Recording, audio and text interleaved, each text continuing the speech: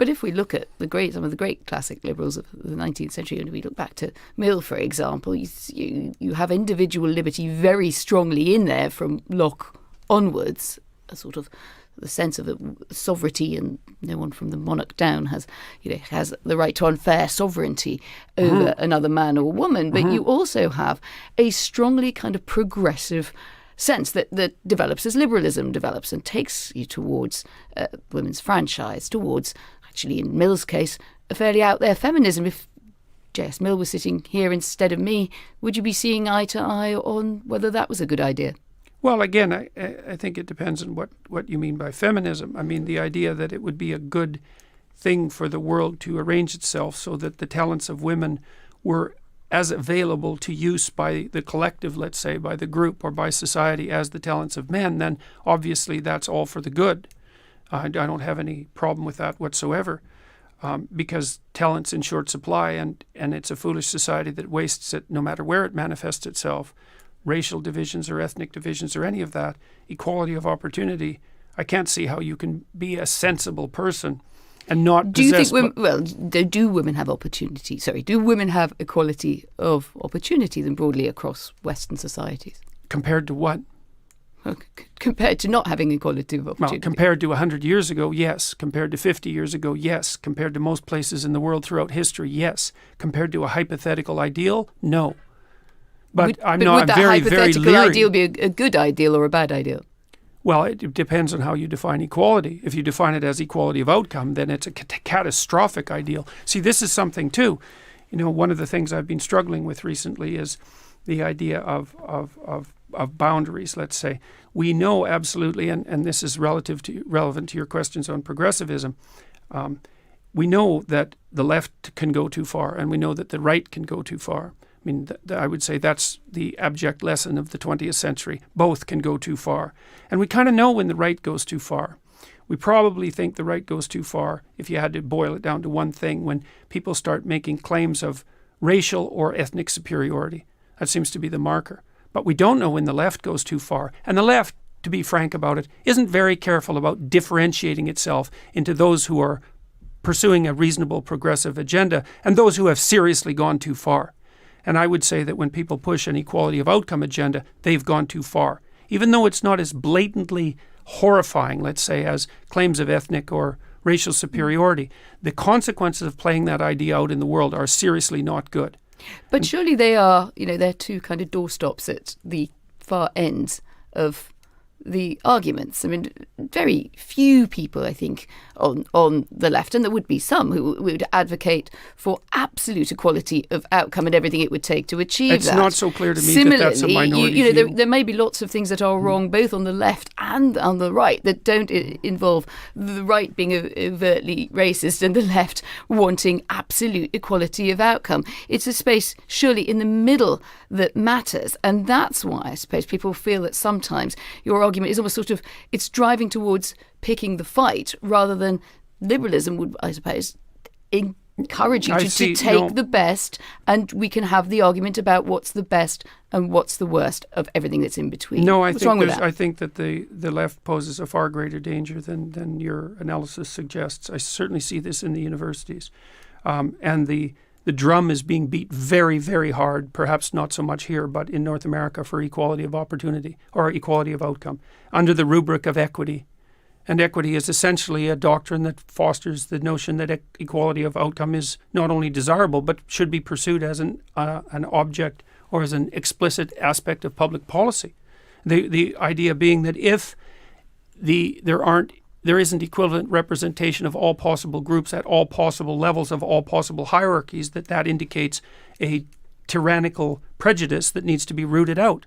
And that's having an absolutely pernicious effect on institutions, especially educational institutions in North America. It's an increasingly widespread view, and I think it poses far more danger than you think. We also have a Ministry of Women's Affairs in New Zealand, and the Minister of Women's Affairs, or the Minister for Women as she's known, suggested recently that there were too many white old men on boards in New Zealand of private and public companies, and just suggested that they needed to move aside so there could be more diversity. Your response to that suggestion? Well, what's her racial and ethnic background, just out of curiosity? I think she's born in America, Julianne Genter. She's a member of our Green Party here. Is she white? Yes. Well, maybe it's time for her to bloody well move aside and let someone who isn't white have her position. All right. So I'm taking it you don't agree with Julianne Genter. Well, there's also, look, they've tried this in Scandinavia where they've put, they've put quotas for females on boards. And part of the idea was that if you did that, that you would increase the rate at which women would move through managerial and administrative status rankings. And that has had zero success. Their suggestion also is, Jordan, that actually women can somehow up the financial performance of companies. Yeah. Sure. So you don't believe those stats, that research? Well, there's no evidence for that. What elevates the financial productivity of companies is quite clear. Trait conscientiousness, which is a marker for integrity and trustworthiness and diligence and dutifulness, is a very good predictor of long-term economic productivity, and so is general cognitive ability. And that holds across sexes and races. And the reason for that, and this is the non-racist and non-sexist way of looking at the world, by the way, is that there is far more difference between individuals within groups than there are between groups. Because look, the fundamental racist, sexist, ethnocentric proposition is that there are more differences between groups of people than there are within groups of people. Yeah. That's essentially the racist doctrine. Yeah. And so we need some black people because, all those black people are the same. And unless we have a voice or two from a black person, then we don't have that set of identity issues represented. Well, it's just simply not the case, because most of the diversity comes at the level of individual personality and temperament. And the literature on that is crystal clear. These are pseudo-intellectual claims made by people on the radical left, and they're very dangerous because they're easily shifted into the sorts of things that the radical right likes to enjoy, which is, oh, I see, there are immutable differences between the sexes and the races, and they're of substantial import, and that we need to take them into account when we're what would you say, formulating such things as immigration policy. So no, there's no evidence that those claims are correct.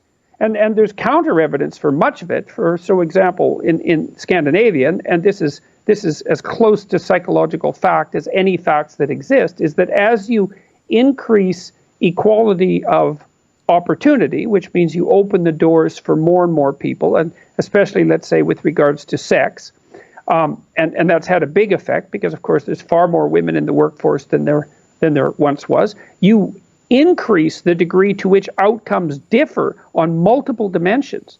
And that's partly, there's a variety of reasons for that, at least a dozen, and they're all important, one of which is that women, especially once they hit their 30s, prefer to work part-time.